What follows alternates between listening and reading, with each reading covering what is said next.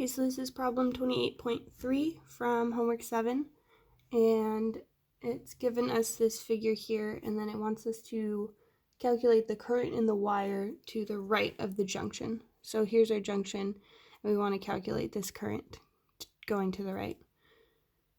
And they've given us our change in potential difference across this 2 ohm resistor, which is 12 volts, and then also across this 5 ohm resistor, which is 15 volts.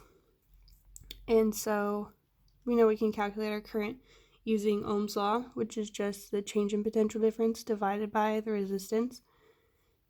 And the first thing that we want to do is we want to determine the direction of our current, which is what I've done here. So remember, this is one of the tricky parts to look out for.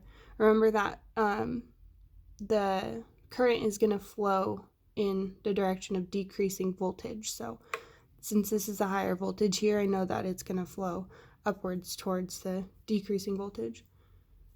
So I've labeled this first current I1, and then I1 is going to hit this junction, and it's going to split off into I and I2.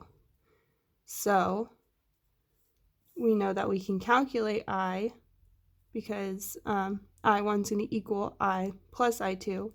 So rearranging that, we'll be able to solve for I by just subtracting I2 from I1. So to calculate I1, using Ohm's law, we just know that our change in potential difference divided by the resistance is going to be equal to the current. So current I1 is going to be equal to 3 amps. And then that's going to split off into those two.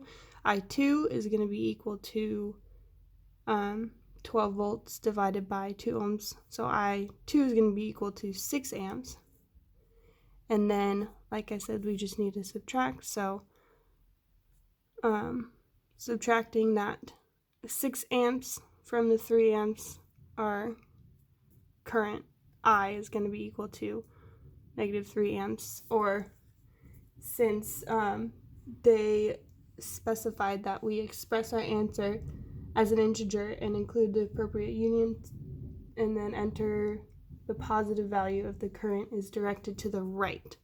So since our current is directed to the right, it wants us to use a positive value, so our current is just going to be equal to 3 amps. And this is all tied into what we're learning in chapter 28, the fundamentals of circuits, and Ohm's law.